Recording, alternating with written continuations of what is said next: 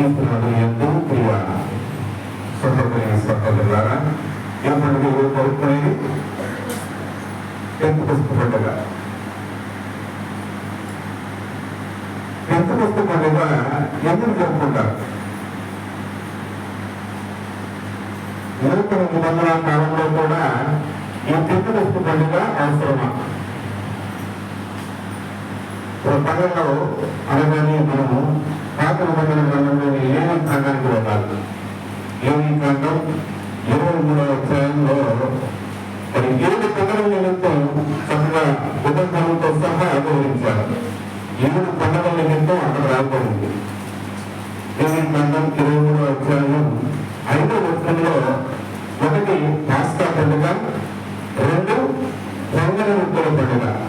ఇది 1 పాస్కా పండుగ, 2 పొంగని రొట్టెల పండుగ. తర్వాత ప్రథమ పౌరుల పండుగ, తొలి పండుగ, ప్రథమ పౌరుల పండుగ. ఆ తర్వాత పెంతెకొస్తు పండుగ, తర్వాత గోడల పండుగ, తర్వాత ప్రాయశ్చిత్త పండుగ, తర్వాత గుడారాలు లేక పద్మశాలల పండుగ. ఎన్ని పండుగలు? అలా 7. మధ్యలో పండుగ మనం జరుపుకునేది ముందు 3, తర్వాత 3 తీస్తే మధ్యలో పండుగ. ఆ మధ్యలో పండుగ పెంతెకొస్తు పండుగ. ఈ యొక్క 7 పండుగల నిమిత్తం చిన్నగా ముందు మనం మాట్లాడుకున్నాం. పాస్కా పండుగ పాత నిబంధన కాలంలో ఎందుకు జరుపుకునేవాళ్ళు?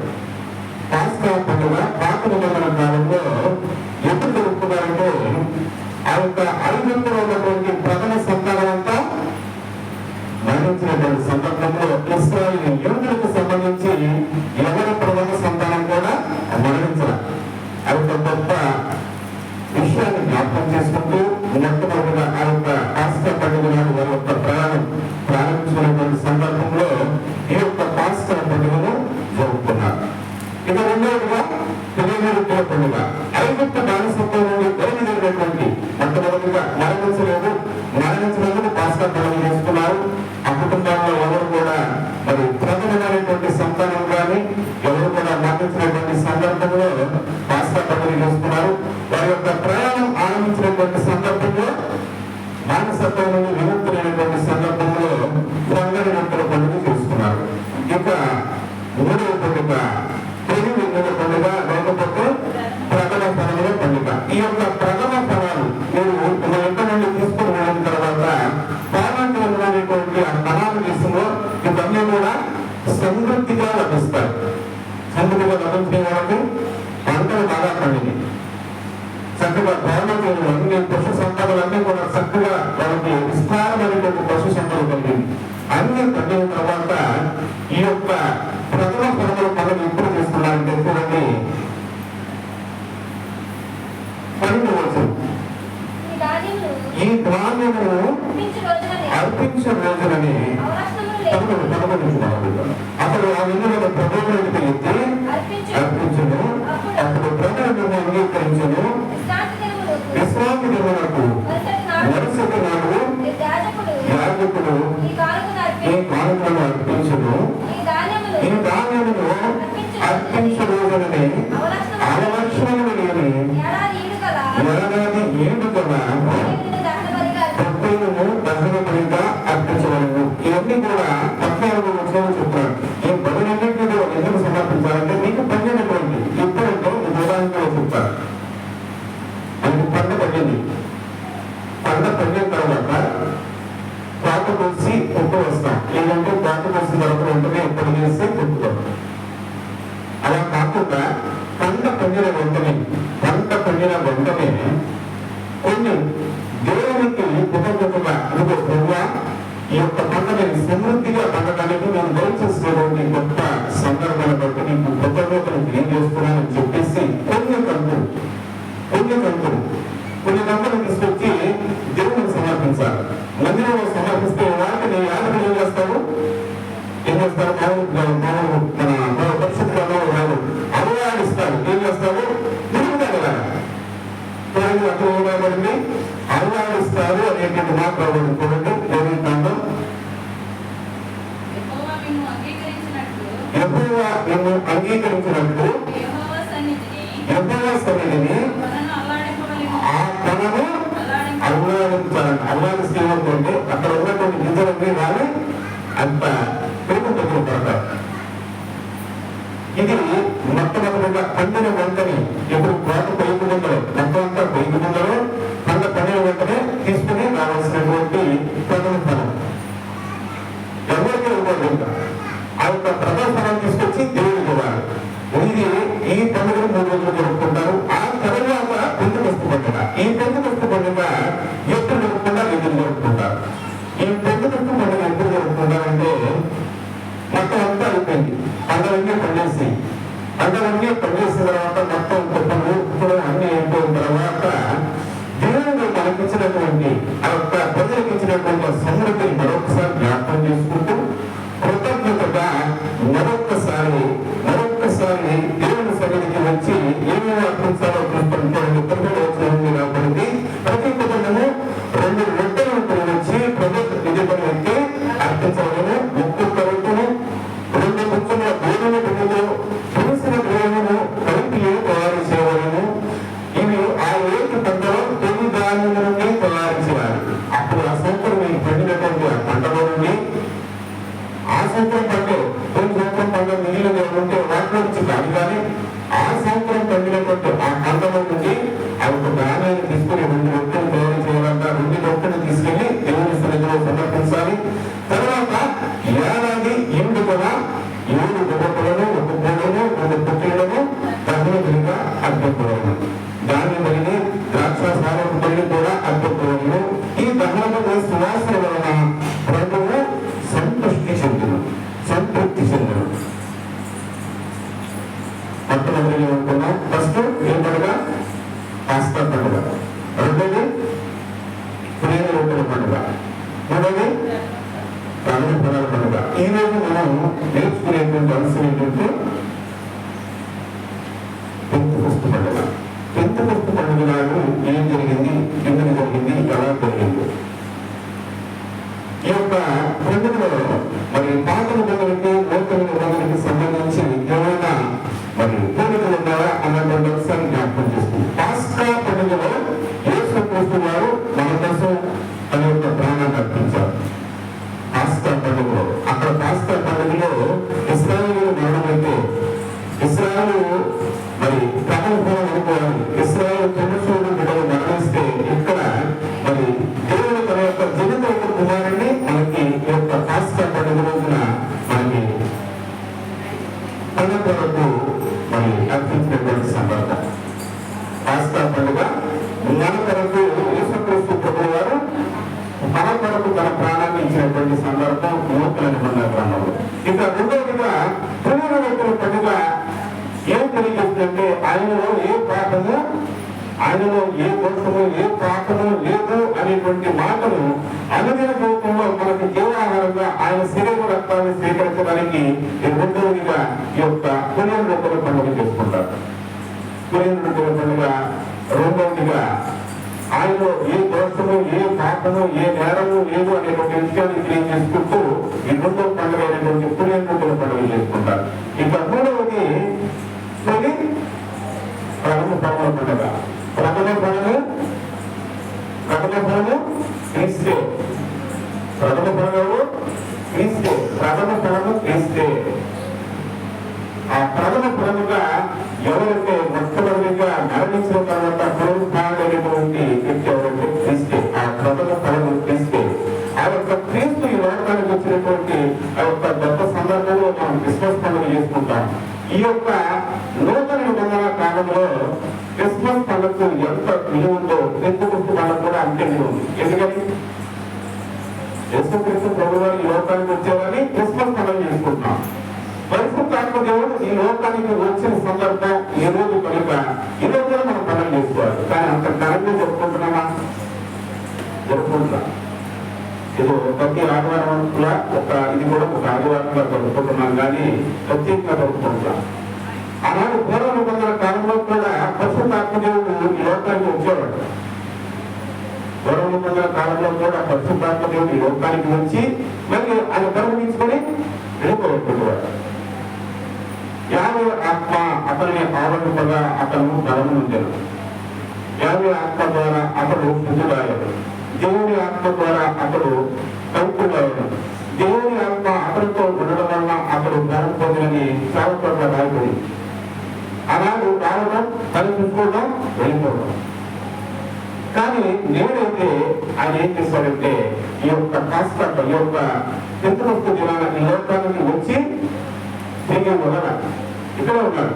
ఎందుకు మనం ఎలా నడవాలి, ఎలా ప్రార్థన చేయాలి, ఎలా మాట్లాడాలి, ఏం చేయాలి అనేటువంటి అంశాలను బోధించడానికి మన మధ్య ఉండి మనకి ఈ అంశాలన్నింటినీ బోధిస్తూ ముందుకు నడిపిస్తున్నాడు.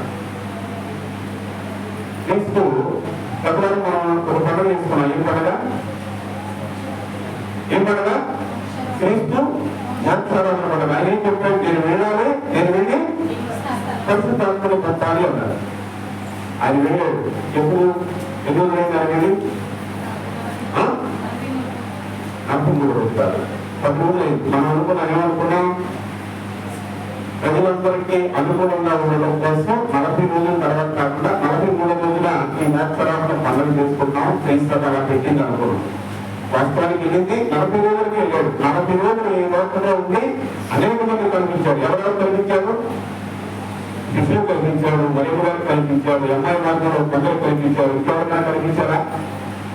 కలపక వాడమైన నాకును ఆయన దర్శన భాగ్యం లభించిందని పౌరులో చెప్తున్నారు.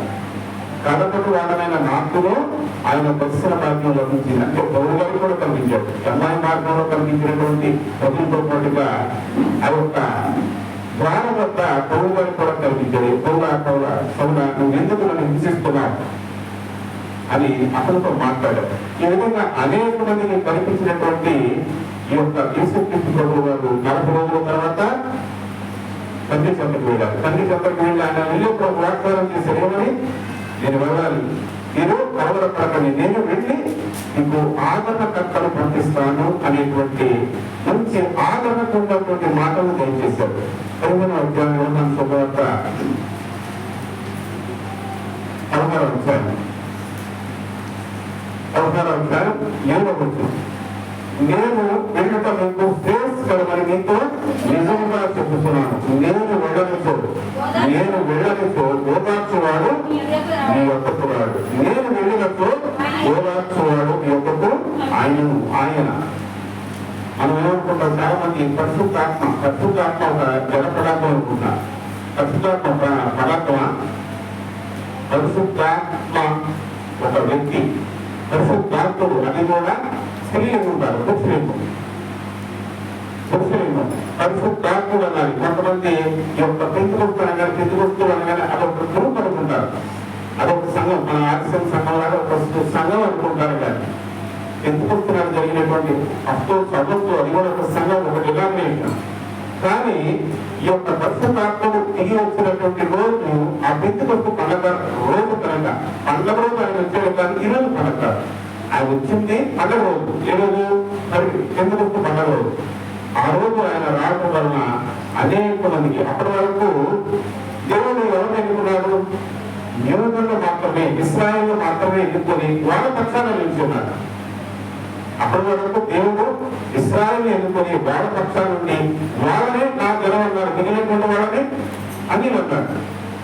వీళ్ళు నా జనంగా చెప్పినటువంటి దేవాది దేవుడు మిగిలినటువంటి వాళ్ళని అన్ని అన్నారు. కానీ ఎప్పుడైతే పరిశుద్ధాత్మ దేవుడు ఈ లోకానికి వచ్చి దిగి పరిశుద్ధాత్మను శిశువులు బ్రహ్మరించారు, పరిశుద్ధాత్మ బ్రహ్మరింపబడిన తర్వాత నుండి ఏం జరిగిందంటే, మీరు కొన్ని వాక్యాలు మనం తెలిసినట్లయితే మనం చూడండి.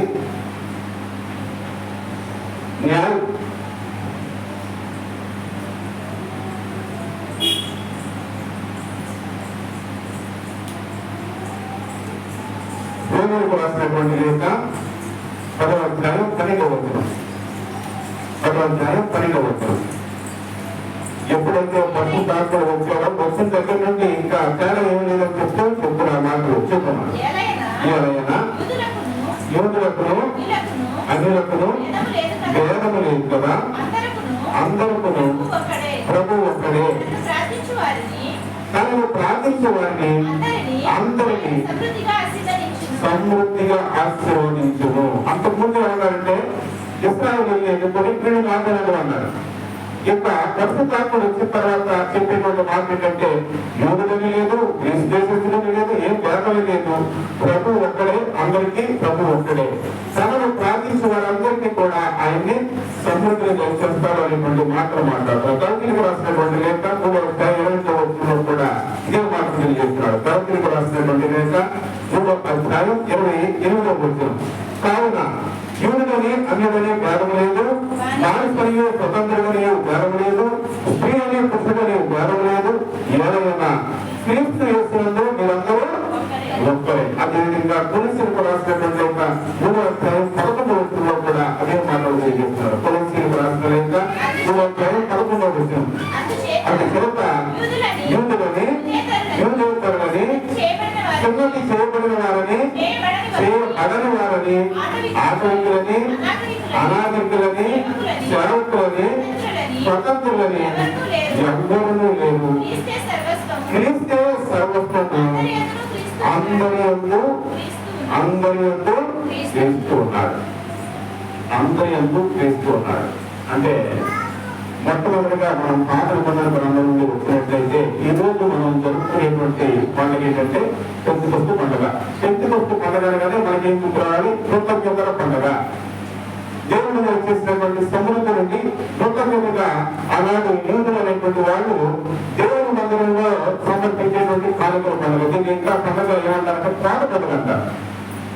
కోట పండుగ అంటారు. ఇంకా ఇంకేమైనా పేరుందా? వారముల పండుగ, వీక్స్ అంటారు. తర్వాత కోట పండుగ అంటారు. అదేవిధంగా పెంతెకొస్తు పండుగ అంటారు.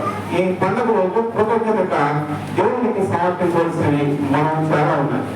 చాలా మంది అనుకుంటారు మనం దేవుడు మనకి ఒకసారి పరిశుద్ధాత్మని మనకి దయచేశారు కాబట్టి ఒక్కసారి దేవునికి కృతజ్ఞత తెలియజేసుకుంటే సరిపోతుంది, ఒక్కసారి ప్రార్థిస్తే సరిపోతుంది.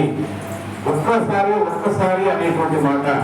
రోజు మనం ఎన్నిసార్లు ఆహారం తీసుకుంటున్నాం, రోజు మనం ఎన్నిసార్లు దాహం తీసుకుంటున్నాం, రోజు ఎన్నిసార్లు మనం విశ్రాంతి తీసుకుంటున్నాం.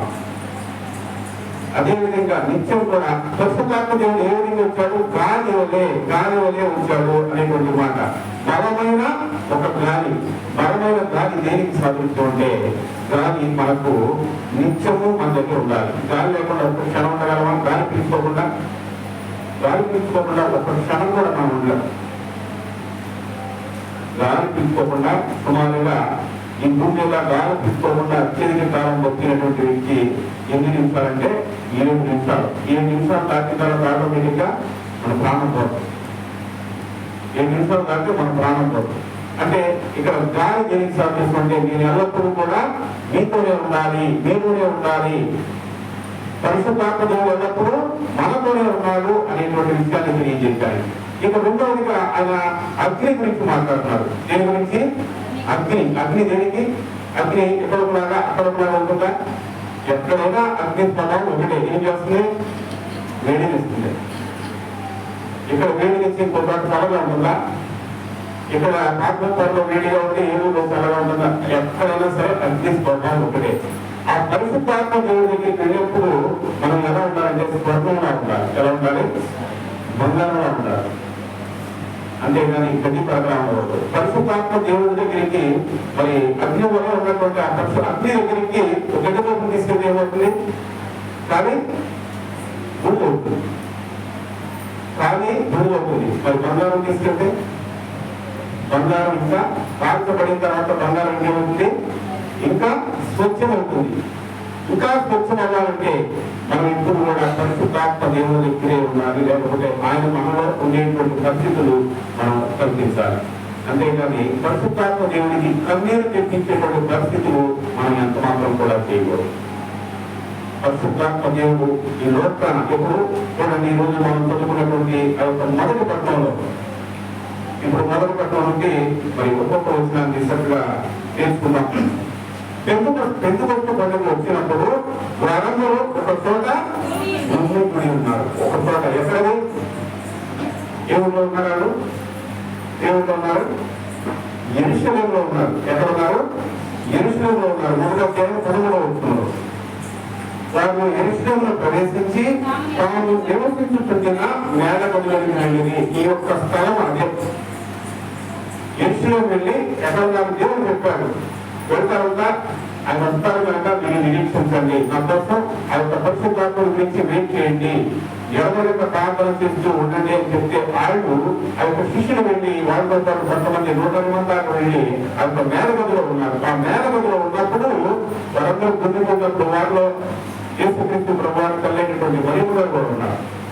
వీళ్ళందరూ కూడా మేనగదిలో ఉన్నప్పుడు ఏం జరిగింది కూడా వచ్చు. అప్పుడు వేగంగా వీసు బలమైన గాలి వలె ఒక ధ్వని ఆకాశం నుండి అకస్మాత్తుగా వారు కూర్చున్నటువంటి ఆ స్థలంలోకి వచ్చింది. మరి ఈ యొక్క గాలి గురించి ఆ యొక్క అగ్ని గురించి మాట్లాడుకున్నాం. పరిశుద్ధాత్మ మనకి ఎప్పుడు కూడా గాలిలా ఉండాలి. గాలి మనం లేకపోతే మనం ఎలా ప్రాణం పోతుందో అదేవిధంగా పరిశుద్ధాత్మ దేవుడు ఎప్పుడు కూడా మనతో ఉండాలి. అయితే పరిశుద్ధాత్మ దేవుడి దగ్గరికి మనం ఎలా వెళ్ళాలంటే అగ్ని దగ్గరికి వెళ్ళే గడ్డి పరక రాకుండా అగ్ని దగ్గరికి వెళ్ళే బంగారం లాగా స్వచ్ఛంగా ఇంకా స్వచ్ఛత పొందాలంటే, ఇంకా మెరుగుదిద్దబడాలంటే మనం బంగారం లాగా ఆయన దగ్గరికి వెళ్ళాలి. వెళ్ళినప్పుడు ఆయన మనకి ఏం చేస్తాడు, ఏమి ఇచ్చాడు, వాళ్ళకి వాక్ శక్తిని ఇచ్చాడు. ఏమి ఇచ్చాడు, అనేక భాషల్లో మాట్లాడి, ఇప్పుడు అనేక భాషలో మనం మాట్లాడలేకపోతుంది. మన చుట్టూ ఉన్నటువంటి వాళ్ళకి అర్థమైనటువంటి భాష మనం మాట్లాడబోతాం. పూర్వ నిబంధన కాలంలో మరి ఆది కాలంలో 11వ అధ్యాయంలో బాబుల గోపురం దగ్గర ఏం జరిగింది, దేవుడు ఏం చేస్తాడు, భాషని మార్చేశారు. ఎందుకంటే మనందరూ ఒకటిగా ఉంది ఆకాశానికి ఇచ్చిన పెద్ద మరి గోపురం కడతామనేసి వాళ్ళ యొక్క ఘనత కోసం, వాళ్ళ యొక్క నెప్పు కోసం అక్కడ బాబేలు గోపురాన్ని కట్టినప్పుడు దేవుడి కోసం వచ్చింది. వాళ్ళందరూ భాష తారుమారు చేశారు. అయితే ఇక్కడ పరిశుద్ధాత్మ దేవుడు వచ్చినప్పుడు అన్ని భాషలు, నేను మాట్లాడే భాష నీకు అర్థం అవుతుంది, హిందీ మాట్లాడితే నీకు అర్థం అవుతుంది, మలయాళం మాట్లాడితే నాకు అర్థం అవుతుంది. వాస్తవానికి మనకు తెలియదు. అక్కడ అనుకుంటున్నారు, ఏంటి మీరు మాట్లాడేటువంటి భాష ఏంటి, మనందరికీ ఎలా అర్థం అవుతుంది, పేరు ఏంటి, చేపలు పట్టుకునేటువంటి పేరు ఏంటి, ఇంత గొప్పగా మాట్లాడుతున్నాడు, ఏంటి, వీళ్ళందరికీ ఎలా వచ్చింది ఏంటని ఆశ్చర్యపోవడం వాళ్ళ ఉంటే తర్వాత 4వ ప్రభువు అగ్నిజ్వాలలు, అప్పుడు అగ్నిజ్వాలలు 4 వలె ఒక్కొక్కరు వైపు నేర్చుగా కనపడము. అప్పుడు ఏం జరిగింది, వారందరూ పవిత్రాత్మతో నింపబడింది. అప్పుడు పవిత్రాత్మ వారికి వాక్ శక్తిని అనుగ్రహించిన తర్వాత దేవుడు మొట్టమొదటిగా అగ్ని రూపంలో, గాలి రూపంలో పరిశుద్ధాత్మ దేవుడు వాళ్ళ మధ్యకి వచ్చినప్పుడు వాళ్ళకి ఏమనుగ్రహించబడింది, శక్తి అనుగ్రహించబడింది. ఆ శక్తి ఏ శక్తి, ఆహారం తీసుకుంటే వచ్చేటువంటి శక్తి కాదు. దేవుడు ఇచ్చే శక్తి తేడా ఉంటుంది. ఏమీ లేకపోయినా ఆహారం లేకపోయినా కూడా దీర్ఘకాలం ఉండేటువంటి శక్తి, ఆయన పిలుచుకునేంత వరకు, ఆయన ఇచ్చేటువంటి శక్తి పిలుచుకునేంత వరకు కూడా మన దగ్గర ఉంటుంది. జీవజలం ఉన్నారు కదా, ఎప్పుడు కూడా ఆ యొక్క జీవజలాన్ని నాకు ఇవ్వాలని, ఇంకా ఇప్పుడు కూడా తప్పిపోకుండా ఉంటాను, ఆ జీవజలం నాకు ఇవ్వని ఆ యొక్క సమయస్తి అయ్యింది కదా. అదేవిధంగా ఇక్కడ దేవుడు ఇచ్చేటువంటి ఆ యొక్క శక్తి ఎప్పుడు కూడా కోల్పోయేటువంటి శక్తి కాదు. ఒక్కసారి ఇచ్చారంటే జీవజలాల నిరంతరం కూడా ఉంటుంది. అలాంటి శక్తిని ఇచ్చి వాళ్ళని పంపించారు. వాళ్ళని పంపించినప్పుడు వాళ్ళు అన్య భాషల్లో మాట్లాడటం సాధించడం వాళ్ళ దగ్గర. అప్పుడే జరిగింది చూడండి.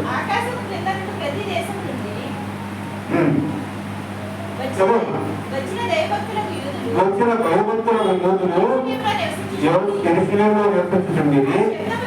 ఆ శబ్దము విని అక్కడకు వచ్చిన జనసమూహములు ప్రతి వ్యక్తియు మరి యేసుక్రీస్తు ప్రభు వారు పొందినటువంటి ఆ యొక్క పరిశుద్ధాత్మ వస్తే ఏం జరుగుతుందంటే, పవిత్రాత్మ మీకు ఏదైనా చూడండి, మొదటి అధ్యాయంలో 8వ వచనంలో చెప్తున్నారు, ఆయనను పవిత్రాత్మ మీ పైకి వచ్చినప్పుడు శక్తిని పొందుదురు కనుక యెరూషలేములోను యూదయ సమరయ శమరయందును భూదిగంతముల వరకు సాక్షిగా ఉండాలి. భూదిగంతముల వరకు మీరు నాకు సాక్షిగా ఉండాలంటే మీరు ఏం చేయాలంటే, మీరు ఆ యొక్క పరిశుద్ధాత్మని దీంతో మీరు వెయిట్ చేయండి అనేటువంటి మాటను మరి వెళ్తూ యేసుక్రీస్తు ప్రభువు వారు పోయిన వారం మనం చేసుకున్నటువంటి ద్రాక్షారోపణ పండుగ సందర్భంగా దేవుడు చెప్పిన మాటలు, నేను వెళ్తున్నాను, మీరు వెళ్ళి కలిగి ఉండను, మీకోసం స్థలాన్ని సిద్ధం చేస్తాను, సిద్ధం చేసి అక్కడ నేను సిద్ధం చేస్తూ ఉంటాను, ఈలోగా మిమ్మల్ని ఆదరించడానికి పరిశుద్ధాత్మను ఆదరణకర్త అనేటువంటి పరిశుద్ధాత్మను పంపిస్తానని వాగ్దానం చేసి ఆ వాగ్దానాన్ని నెరవేర్చారు. ఇది ఈరోజు మనం ప్రత్యేకంగా పెంతుకొస్తు పండుగ సందర్భంగా నేర్చుకోవాల్సినటువంటి ప్రధానమైనటువంటి అంశం. అయితే ఎప్పుడైతే పరిశుద్ధాత్మ దేవుడు వచ్చాడో అప్పటి నుండి మనం ఇంకా ఎంత మాత్రం కూడా దేవునికి దూరంగా ఉండదు. ఆయన వచ్చింది మనకి ప్రతి ఒక్క అంశాన్ని బోధించడానికి. అప్పటి వరకు మనకు ఎలా ప్రార్థన చేయాలో తెలియదు, ఎలా మాట్లాడాలో తెలియదు. అయితే ఆయన మనలో ఉండి మనం ఈ విధంగా ప్రవర్తించే విధంగా మాట్లాడంటారు. కానీ మనం ఏం చేస్తామంటే పరిశుద్ధాత్మని గుర్తుపెట్టే పనులు చేస్తాం. పరిశుద్ధాత్మని గుర్తుపెట్టే పనులు చేస్తాం. ఆయన మనలో ఉండి కదీరు కాడుతూ ఉంటాడు. మనలో ఉండి కదీరు కాడుతూ ఉంటారు. మనం చేసే పని అలా నువ్వు ఎలా మాట్లాడకూడదని నీ అంతరంలో నేను హెచ్చరిస్తా ఉంటుందంటే ఆ అంతరంగం ఏంటంటే పరిశుద్ధాత్మలే. నువ్వు ఇలా చేయకూడదు, ఒక పక్కన నువ్వు ఎలా చేయకూడదు అనేటువంటి మాట నీకు తెలుస్తూ ఉన్నా కూడా బలవంతం నీ చేస్తాం. ఆ యొక్క పరిశుద్ధాత్మని ఇబ్బంది పడటానికి నీకు నచ్చినట్టుగా నువ్వు చేస్తావు. నీకు సంతోషం కలిగించేటువంటి పరిస్థితి ఏమవుతుందో దాన్ని నువ్వు చేస్తావు. కానీ పరిశుద్ధాత్మను సంతోషించేటువంటి పని మనం అంత మాత్రం కూడా చేయాలి. పరిశుద్ధాత్ముడు వచ్చేది బాగానే ఉంది. ఇప్పుడు ఎరుసలేములో మీరందరూ ఉన్నారు కదా, మీరందరూ ఉన్నప్పుడు పరిశుద్ధాత్మను పంపిస్తానని దేవుడు చెప్పాడు. వచ్చాడు పరిశుద్ధాత్ముడు తిరిగి ఎప్పుడు వెళ్ళిపోతాడా? పూర్వ నిబంధన కాలంలో అయితే రావటం ఆయన రావటం దేవుడి కంటే పెట్టినటువంటి పనిని చేయటం రావటం జరిగింది. ఈ యొక్క నూతన నిబంధన కాలం వచ్చేప్పటికీ ఉన్నాడా వెళ్ళిపోయాడా? పరిశుద్ధాత్మ దేవుడు ఇప్పుడు మన మధ్య ఉన్నాడా వెళ్ళిపోయాడా? ఎప్పుడు వరకు ఉన్నారు? మనతోనే ఉన్నారు. ఎప్పుడు వరకు ఉన్నారు? ఎప్పుడే రాకడ వరకు. మరి ఆయన వస్తే ఇది పెడతారు. రెండవ రాకడలో యేసుక్రీస్తు ప్రభువు వారు వచ్చేంత వరకు కూడా ఆయన ఈ లోకాన మన మధ్య ఉంది. మనకు అన్ని విధాలా ఆదుకుంటూ సహాయ సహకారాలు అందిస్తూ మనల్ని రక్షిస్తూ కాకి కాపాడేటువంటి దేవుడే ఈ పరిశుద్ధాత్మ దేవుడు. పూర్వ నిబంధన కాలంలో అయితే వాళ్ళు కృతజ్ఞత తెలియజేసుకోవడం కోసం ఈ యొక్క పెంతుకొస్తు పండుగ చేశారు. పెంతుకొస్తు పండుగ నాడు మనం ఈరోజు జరుపుకున్నటువంటి మనం కూడా దేవునికి కృతజ్ఞతలు చెల్లించాలి. కృతజ్ఞత చెల్లించాలంటే ఆనాడు వాళ్ళు చేసినట్టుగా ఏదో ప్రథమ ఫలాలు తీసుకొచ్చి చెల్లించడం కాదు, ఇంకా ఏదో మనకున్నటువంటి కలిగిన దాంట్లో తీసుకొచ్చి చెల్లించడం కాదు. నా అనేటువంటి పరిస్థితి పోయి దేవుడు అందించాడు అనేటువంటి పరిస్థితికి రావాలి. ఏదైనా నేను కష్టపడి నేను పొందుతున్నాను అనేటువంటి మాట మాట్లాడుతున్నాను. దేవుడు నాకు మంచి జ్ఞానాన్ని జ్ఞాపక శక్తిని ఇచ్చాడు కనుక నేను విపక్ష రాయగలిగాను. చూడండి, లోకసు వద్ద ఒక ధనవంతుడు ఉంటాడు. ఆ ధనవంతుడు ఏం చేస్తారంటే ఆ యొక్క మనకు దేవుడు ఇచ్చినటువంటి ఆ సమృద్ధిని విస్తారమైనటువంటి సమృద్ధిని కడుపులో ఉంచాలని చూడండి.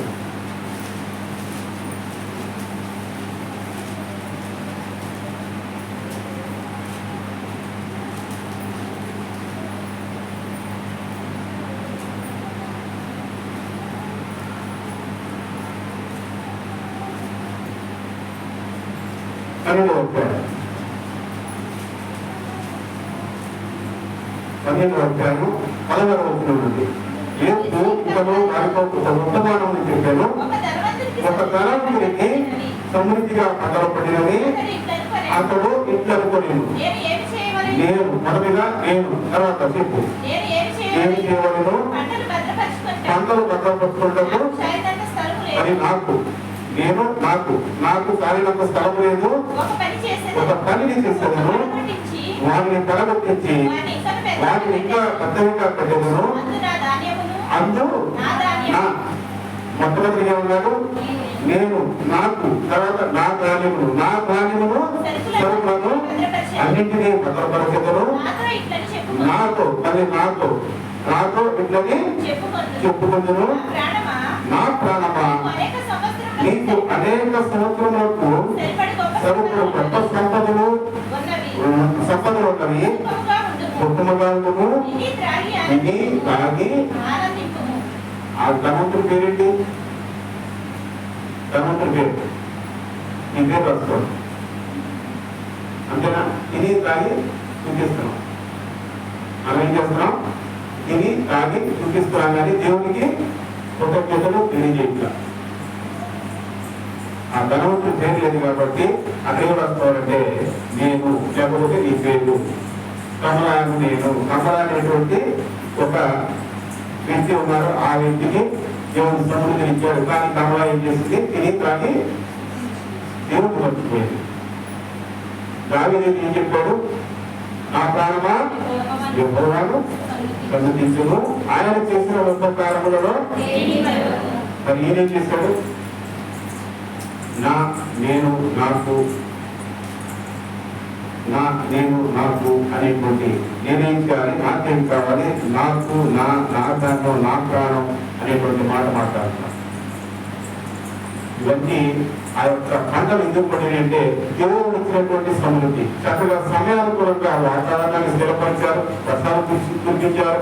ఆ వర్షాల వల్ల పంటలు పండింది. వర్షాలు లేకపోతే పంట పండేం కాదు. సరే, ఇన్ని మాటలు మాట్లాడుకున్న తర్వాత ఈ పంటలు కానీ ఈ యొక్క గుడ్లు కానీ అన్ని ఆ యొక్క ధనవంతులు ఆదిలో ఉంటే ఉండవచ్చు. అప్పుడు దేవుడు ఏం మాట్లాడుతున్నాడు? ఓరి అవివేకి, ఈ రాత్రికి నీ ప్రాణములు తీసివేయబడు. అన్ని ఆయన ఆధీనంలో ఉన్నా కానీ ఏది ఆయన ఆధీనంలో లేదు. ప్రాణం ఆయన ఆధీనం లేదు. కొట్టు, అవును నీకు డాక్యుమెంట్స్ ఉన్నాయి, ఆ కొట్టు నీయే, దాని నువ్వు పండించో దాని నీదే, నీ ఇష్టం తిని తాగి పుట్టించు, అది కూడా నీదే. ప్రపంచంలో నేను జీవితంలో ఏం జరుగుతుందంటే ఇలాంటి ఇబ్బందుల పరిస్థితులు వస్తాయి. దేవుడు చూసుకుంటాడు. నేను ఇవాళ తాగి తిని చుట్టిస్తే, తిని తాగి ఆనందించు అని చెప్పాడు కదా. తిని తాగి ఆనందిస్తే దేవుడికి కృతజ్ఞత చెల్లించకుండా ఉంటే కనుక ఈ విధంగా ఒకవేళ దావీదులాగా నువ్వు నాకు ఇచ్చావు, చాలా సంతోషం, నా ప్రాణంగా యెహోవాను సన్నిధించు, ఆయన చేసినటువంటి మేలులో నేను కూడా మరొకరు అన్నటువంటి అంశాన్ని దావీదులాగానే నేను జ్ఞాపకం చేసుకొని నువ్వు ఇచ్చినటువంటి గొప్ప సిరి సంపదలు బట్టి నీకు కృతజ్ఞతలు తెలియజేసుకుంటాను. ఆనాడు ఇశ్రాయేలీయులు పెట్టుకొప్పు పండుగలను ఏ విధంగా అయితే పండిన పంటలో నుంచి తీసుకొచ్చి ఆ యొక్క సమృద్ధిలో నుండి తీసుకొచ్చి మీకు ప్రాణులుగా దయచేశారో, అలాగే నేను కూడా నేను మీరు ఇచ్చినటువంటి సంపద నుండి వీటిని నీకు దయచేస్తానని చెప్తే ఆ ప్రాణం పోయేదా? అన్ని కూడా నీ యొక్క ఆధీనంలో ఉన్న నీ పంటలు, నీ యొక్క కొట్లు, నీ యొక్క ఆస్తిలు, ఐశ్వర్యాలు అన్ని నీ ఆధీనంలో ఉన్న నీ ప్రాణం మాత్రం దేవుని ఆధీనంలో. అందుకే దేవునికి ఎల్లప్పుడూ కూడా కృతజ్ఞతలు తెలియజేయాలి. కానీ నేటి కాలంలో జనాలు ఎలా ఉన్నారంటే కృతజ్ఞత చెల్లించేటువంటి వాళ్ళగా కాకుండా కృతజ్ఞులుగా ఉన్నారు. దానికి వ్యతిరేకమే కృతజ్ఞుడు.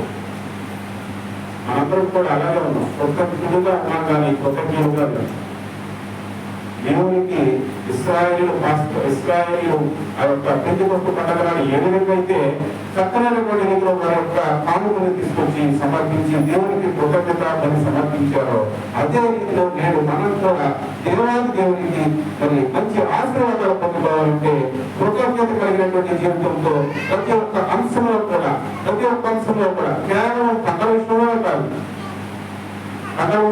అనేక అంశాల్లో మొట్టమొదటిగా ఇశ్రాయేలీయులు ఏం చేశారు? పంట పొయ్యికి ముందు అవలాడించి పొలాలు తీసుకొచ్చి ఆవిరించారు. పంట కోసిన తర్వాత వీటికి దానికి మధ్య ఎంతకాలం ఉందో చూడండి. ఆ రెండు పంటలకు మధ్య ఎంతకాలం ఉందో చూడండి. ఏమి కాలంలో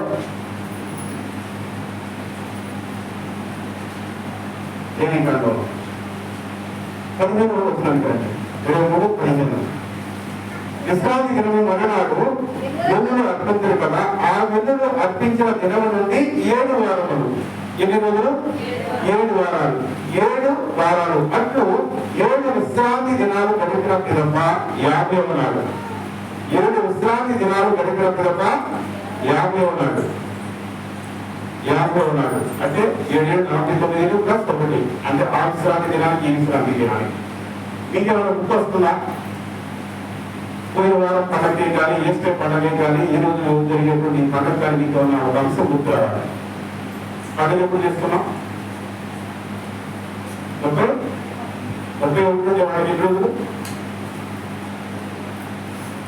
31 వాళ్ళకి కలిసి లెక్కపెట్టండి. పోయిన నెల ఏప్రిల్ నెల 30 రోజులు, 19, 49 రోజులు. ఆ పండుగ రోజు ఒకటి, కరెక్ట్గా 50 రోజులు. పూర్వ కాలంలో రాయబడినటువంటి రీతిలోని ఆ పాస్కా పండుగకి ఎవరైతే బలి అయ్యారో అయిన తర్వాత తిరిగి లేవబడినటువంటి క్రీస్తు ప్రభువు కూడా అదే విధంగా మన నిమిత్తం మరణించినందుకే మనం ఏం చేయాలంటే ఆయనకి కృతజ్ఞతలు తెలియజేయాలి. ఆయనకి కృతజ్ఞతలు తెలియజేయాలి. అన్ని సమాధానం పనిచేయాలి. ఇదేంటంటే కొన్ని ఏమంటారంటే కోరుకున్నాం కాదు, ఇదిగో నువ్వు నాకు ఇది ఇస్తే నేను ఇస్తాను ప్రభా, నువ్వు నాకు దయచేసినటువంటి ఈ యొక్క మేలుగా నీకు ఈ యొక్క బలి ఈ యొక్క కానుకలు ఇస్తున్నానని చెప్పడం కాదు, కానీ స్వతంత్రమైనటువంటి నీ చేతికి అందినటువంటి నీ ప్రతిని కూడా దేవునికి కానుకలు అందజేయాలి. అటువంటి గొప్ప సందర్భం మనం నేను జరుపుకుంటున్నటువంటి ఈ యొక్క పెంతుకొస్తు పండుగ. పెంతుకొస్తు పండుగ నాడు ఆనాడు ప్రజలు కృతజ్ఞత తెలియజేశారు. నేను కూడా మనం ఆ దేవాది దేవునికి కృతజ్ఞత తెలియజేసేటువంటి వారంగా ఉన్నామని ఒకసారి మరి పరిశీలించుకోవాలి. చూడండి, మనం అందరం కూడా ఒకనొకప్పుడు అందరూ ఒకనొకప్పుడు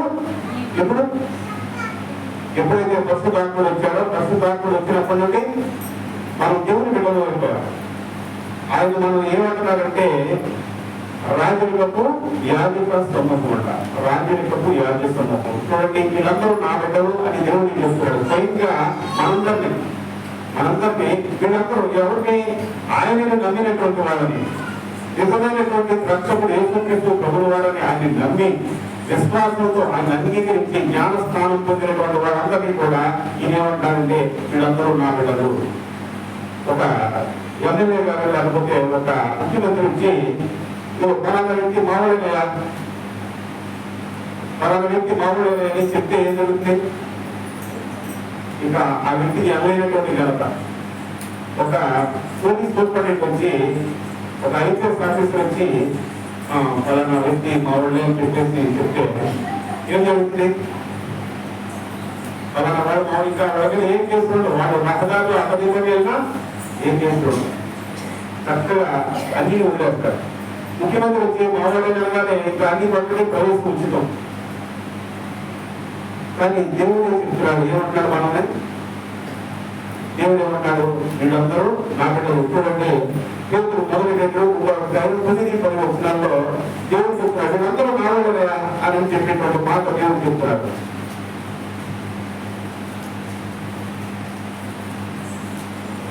మొదటి పేరు 2:10. ఒకప్పుడు మీరు దైవ ప్రజలు కాదు, కానీ ఇప్పుడు మీరు దేవుని ప్రజలు. ఒకప్పుడు మీరు దైవ కృపను ఎరగరు, కానీ ఇప్పుడు కానీ మీరు ఎన్నుకోబడిన జాతి, రాచరికపు యాజక బృందము, పవిత్రమైన జనము, అన్నిటికంటే ముఖ్యంగా ఆయన లోకంలో ఉన్నటువంటి వ్యక్తులు చెప్పారు మామూలుగా అని చెప్పారు. దేవుడు చెప్తున్నారు, ఏమన్నారు? మీరు నా బిడ్డలే, వీళ్ళందరూ నా ప్రజలే అనేటువంటి మాట చెప్తున్నారు. దేవుని అద్భుత కార్యములను ప్రకటింప ఏర్పరచబడుతున్నటువంటి వారు ఆయన మిమ్మల్ని ఎక్కడి నుండి తీసుకొచ్చారు? చీకటి నుండి అద్భుతమైనటువంటి వెలుగులోకి మనల్ని దేవుడు నడిపించారు. ఇప్పటి వరకు మనం ఎక్కడున్నాం? కటికి చీకటి అంధకార శక్తులకి లోనైంది, కటికి చీకటిలో ఉన్నాం. కానీ ఎప్పుడైతే యేసుక్రీస్తు ప్రభువు వారు శిలువ మరణం పొంది ఉత్థానుడయ్యాడో ఆ యొక్క చీకటిని విడిచి మనం వెలుగులోకి వచ్చాం. దేవుడు చెప్తున్నారు, నా బిడ్డలు. ఇప్పటి వరకు మనం ఎవరో తెలియదు, సాతానుకి లోపలి సాతాను శక్తులకి దగ్గరగా జీవించినటువంటి వాడు స్వయంగా అద్భుతమైనటువంటి రీతిలో చాలా విఫలంగా చేస్తున్నాడు. తండ్రి దేవుడు మనల్ని సహపూర్తిగా చేశాడు. మరి ఆయనలా జీవించమంటే మనం ఆయనలా జీవించలేకపోతాం. నేను పవిత్రంగా కనుక మీరు కూడా పవిత్రంగా ఉండండి, నేను పరిస్థితిని మీరు కూడా పరిశుద్ధంగా ఉన్నానంటే మనకు అసలు ఆ మాటలు. దేవుడు ఏ విషయాన్నైనా కూడా క్షమిస్తారు. ఒక విషయాన్ని క్షమించడం అదే విషయం. ఏ విషయాన్నైనా మీరు నన్ను క్షమించమని అడిగితే నేను క్షమిస్తాను, కానీ పరిశుద్ధాత్మని నిందిస్తే అది ఏమన్నా పరిశుద్ధాత్మలు అన్నా ఉంటే లోటు మాట్లాడిన తర్వాత అయ్యా తప్పైపోయింది, అనవసరంగా మరి పరిశుద్ధాత్మ దేవా నిన్ను అనవసరంగా పిలిపించాలని క్షమించంటే క్షమాపణ లేవన్నా. ఏ విషయంలోనైనా దేవుడు క్షమిస్తాడు, కానీ పరిశుద్ధాత్మని నువ్వు దుఃఖపడుతున్నాం, అందుకు కూడా క్షమిస్తాడు కానీ ఆయన నిందించకూడదు. మనం చాలా మంది ఏం చేస్తామంటే తండ్రికి ఇచ్చినటువంటి విలువ, కుమార్తె అనేటువంటి క్రీస్తు ప్రభువుకి ఇచ్చినటువంటి విలువ, వాళ్ళ ద్వారా మనం చేసినటువంటి ప్రార్థనలో చాలా ఉంటాయి. కానీ పరిశుద్ధాత్మ దేవుడికి అంత ప్రాధాన్యత ఇస్తున్నామా? పరిశుద్ధాత్మ దేవుడికి అంత ప్రాధాన్యత ఇవ్వట్లేదు. కానీ క్రిప్తమైనటువంటి వీరు తండ్రి కుమార పరిశుద్ధాత్మగా ఉన్నటువంటి దేవుడు ఒక్కడే. కానీ ముగ్గురు రూపాల్లో 3 వ్యక్తులుగా 3 స్వభావాలు, ముగ్గురు కూడా ఒక స్వభావమే కలిగి ఉన్నారు. తండ్రిని ప్రార్థించేటువంటి మనం, కుమారుని ప్రార్థించేటువంటి మనం పరిశుద్ధాత్మకి అంత ప్రాధాన్యత ఇవ్వలేకపోతున్నాం. క్రిస్మస్ పండుగ దేవుడు కుమారుడు క్రీస్తు ప్రభు ఈ లోకానికి వచ్చిన నాడు ఎంత గొప్ప పండుగ చేసుకుంటున్నాం, ఎంత చక్కగా అలంకరించుకుంటున్నాం, కొత్త బట్టలు కొనుక్కుంటున్నాం, పిండి వంటలు చేసుకుంటున్నాం. మరి పరిశుద్ధాత్మ వచ్చినటువంటి రోజు అంత గొప్ప ఎందుకు చేసుకుంటా? దేవుడు చెప్తున్నాడు, నేను ఎలాగో ఆయన అలాగే, ఆయన ఎలాగో తండ్రి ఎలాగో కుమారుడు అలాగే. అందరూ కూడా వచ్చేవారు మనం క్రియాకి సర్వీస్ తోటి పండుగ చేసుకుంటాం. ఆ రోజు ఈ విషయాలు జరుగుతాయి. అందరూ కూడా ముగ్గురు కూడా ఒక్కరే ఉన్నారు. ముగ్గురు స్వభావం ఒకటే, కానీ ఒక్కరే మరి శబ్దాలు వచ్చినప్పుడు ఒక్కరే అన్నారు. తండ్రి కుమార పరిశుద్ధాత్మ ముగ్గురు ఒక్కరే. కానీ ఈ లోకానికి పరిశుద్ధాత్ముడు వచ్చినటువంటి సందర్భాన్ని బట్టి ఈ లోకంలో సంఘం ఏర్పడబడింది. అప్పుడే క్రైస్తవం ఆ రోజు నుండే ఒక సంఘం ఏర్పడబడింది. అనేక మందికి ఈ యొక్క శిష్యులు వాక్యాన్ని బోధించడం మొదలుపెట్టారు.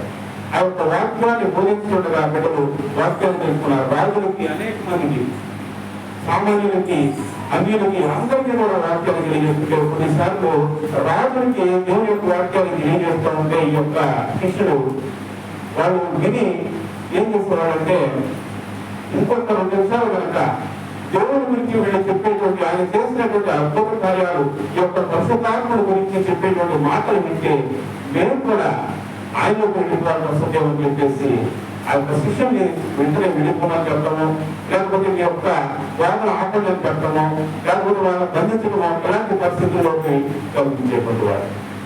దేవుడు చేసినటువంటి అద్భుత కార్యాలని తెలుసుకున్నటువంటి కొంతమంది మారు మనసు పొంది దేవుడితో వెలిచారు. కానీ కొంతమంది అయితే దూరంగా వెళ్ళిపోయారు. అది కాదు దేవుడు కోరుకునేది ఏంటంటే మొట్టమొదటిగా పాత నిబంధన ప్రకారంగా అయితే ఈ రోజు కృతజ్ఞతల పండుగ, పాత పండుగ, వారాల పండుగ, కృతజ్ఞతలు చెల్లించేటువంటి పండుగ. ఈ యొక్క కృతజ్ఞతలు చెల్లించేటువంటి పండుగగా మరి నూతన నిబంధన కాలంలో పరిశుద్ధాత్మ దేవుడు మన దగ్గరికి వచ్చాడు కనుక దేవాది దేవుడికి, తండ్రికి, కుమారుడికి, క్రీస్తుకి ముందుకు కూడా కృతజ్ఞత తెలియజేయాలి. ఎలా మేము మా ఇంటి మేము ఎలా నడవాలో, ఎలా మసులుకోవాలో, ఎలా మాట్లాడాలో, ఎలా ప్రవర్తించాలో, ఎలా ప్రార్థించాలో అన్ని విషయాలు మాకు బోధిస్తున్నాను కనుక మీకు కృతజ్ఞతగా నా యొక్క హృదయాన్ని అర్పిస్తున్నాను. ఈ యొక్క కానుకలు కాదు దేవుడు కోరుకునేది, ఈ యొక్క హృదయాన్ని దేవుడు కోరుకుంటున్నాడు కనుక ఈ యొక్క ప్రత్యేకమైన పండుగ రోజున దేవుడికి మన యొక్క హృదయాన్ని అర్పిద్దాం. దేవుడు చేసినటువంటి గొప్ప మేలును జ్ఞాపకం చేసుకుంటూ ఆ యొక్క పరిశుద్ధాత్మ దేవుడు ఏ విధంగా అయితే మరి ఆయన జ్ఞానస్థానం పొందినప్పుడు జ్ఞానస్థానం పొందినప్పుడు ఆయన మీద వచ్చేవాడు పరిశుద్ధాత్ముడు. అదేవిధంగా ఈ రోజు మన దగ్గర కూడా రమ్మని పాట పాడుకొని ఊహించుకున్నాం. చూడండి ఏం చేయగాలో 271 పేజీలో అక్కడ పాడబడుతున్నాం. ఓ పాడబడుతున్నా పరిశుద్ధాత్మ మాపై దిగిరావనేటువంటి పాట మొదటి